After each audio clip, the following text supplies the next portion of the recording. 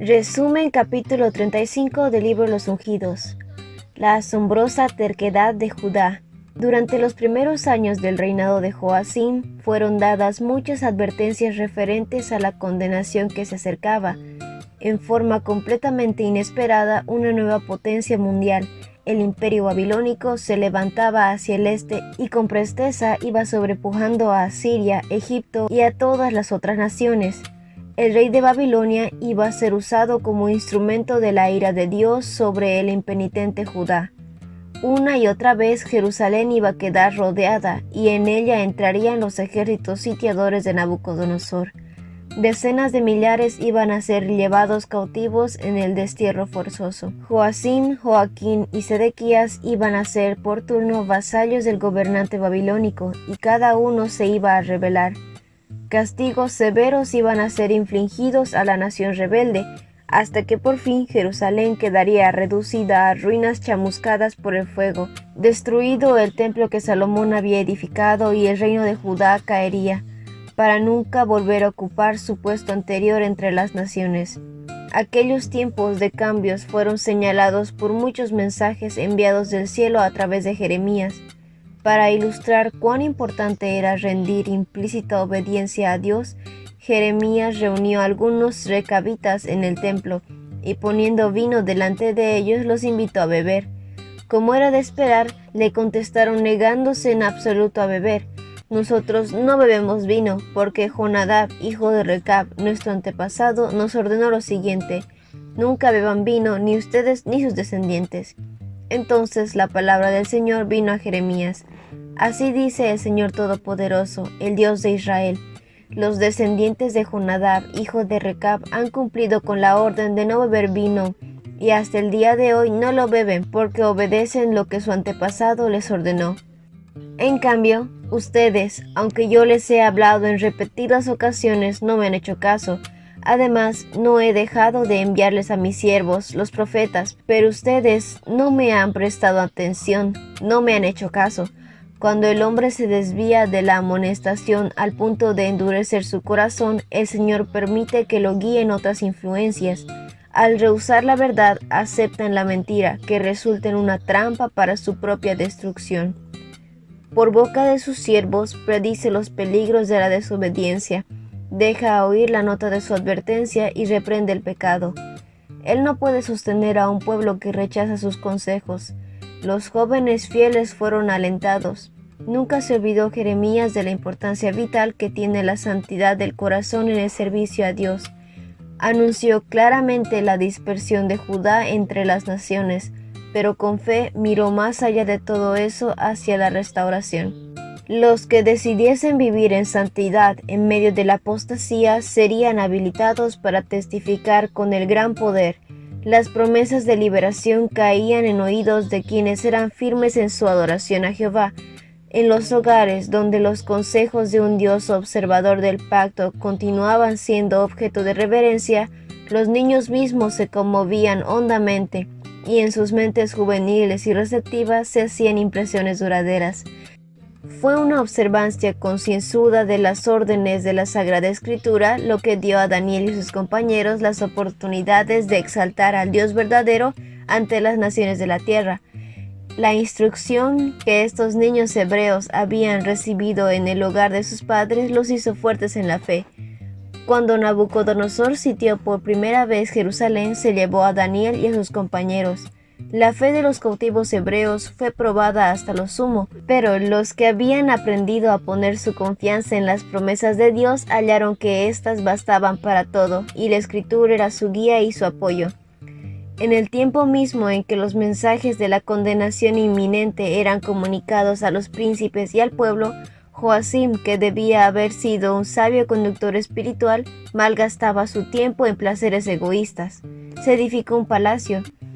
Se despertó la ira del profeta, y por inspiración pronunció un juicio contra el gobernante infiel. Declaró: «Ay del que edifica su casa sin justicia y sus salas sin equidad, sirviéndose de su prójimo de balde, y no dándole salario de su trabajo». Por eso, dice así el Señor acerca de Joacim, hijo de Josías, rey de Judá: Nadie lamentará su muerte, será enterrado como un asno y lo arrastrarán y lo arrojarán fuera de las puertas de Jerusalén. A los pocos años, ese terrible castigo iba a caer sobre Joacim, pero primero el Señor informó de su propósito resuelto a la nación impenitente. Para ilustrar aún mejor los juicios que se acercaban, se ordenó al profeta: pide luego que te acompañen algunos de los ancianos del pueblo y de los ancianos de los sacerdotes, y ve al valle de Beginón. Y allí debía hacer añicos un cántaro de barro, y declarar en nombre de Jehová: voy a hacer pedazos a esta nación y a esta ciudad, como quien hace pedazos un cántaro de alfarero, que ya no se puede reparar.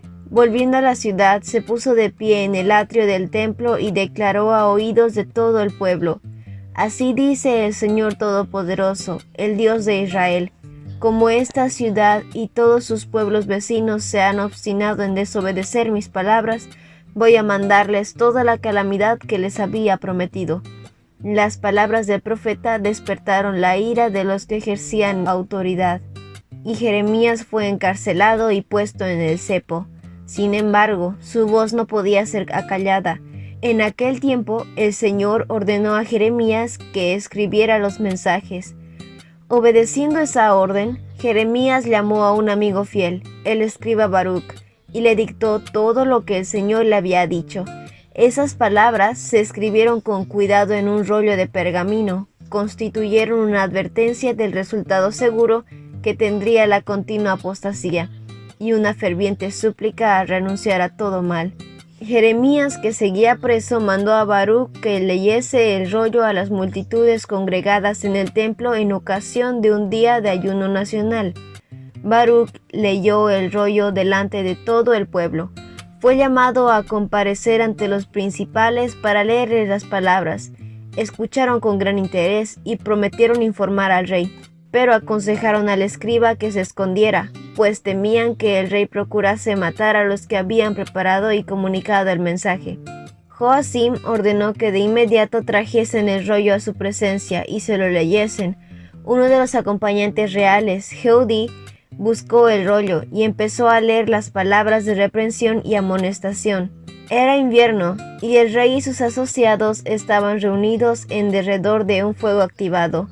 El rey, en vez de temblar por el peligro que amenazaba a él y a su pueblo, se apoderó del rollo y con ira frenética lo cortó con un estilete de escriba y lo echó al fuego en el brasero. Así lo hizo con todo el rollo hasta que éste se consumió en el fuego. Ni el rey ni sus príncipes sintieron temor, ni se rasgaron las vestiduras, a pesar de que algunos de los príncipes le habían suplicado al rey que no quemara el rollo. El rey no les hizo caso. El rey impío dio órdenes para que prendiesen a Jeremías y a Baruc, pero el Señor los había escondido. Dios trataba de salvarles, pero el rey Joacim y sus señores, en su arrogancia y orgullo, no quisieron escuchar la amonestación ni arrepentirse. La oportunidad que se les ofreció misericordiosamente antes de que quemaran el rollo sagrado fue la última. Dios había declarado que el hombre que se había ensalzado orgullosamente contra el Altísimo iba a ser objeto de su ira especial. Así dice el Señor acerca de Joacim, rey de Judá: ninguno de sus descendientes ocupará el trono de David. Su cadáver será arrojado y quedará expuesto al calor del día y a las heladas de la noche. El asunto no terminó con la quema del rollo por fuego. Fue más fácil deshacerse de las palabras escritas que de la reprensión y la amonestación que contenían y del castigo inminente que Dios había decretado contra el rebelde Israel. El rollo escrito fue reproducido. Dios quería que Joacim escuchase los consejos de Jeremías y que, obteniendo así favor a los ojos de Nabucodonosor, se ahorrase mucha aflicción. El joven rey había jurado fidelidad al gobernante babilónico, y si hubiese permanecido fiel a su promesa, se habría granjeado el respeto de los paganos. Pero el rey de Judá violó la palabra de honor y se rebeló. Fueron enviadas tropas de despojadores contra él. A los pocos años, llegó al final de su reinado desastroso, rechazado por el cielo, privado del amor de su pueblo y despreciado por los gobernantes de Babilonia. cuya confianza había traicionado. Joaquín, el hijo de Joacim, ocupó el trono tan solo 3 meses y 10 días, cuando se entregó a los ejércitos caldeos que estaban sitiando nuevamente la desgraciada ciudad.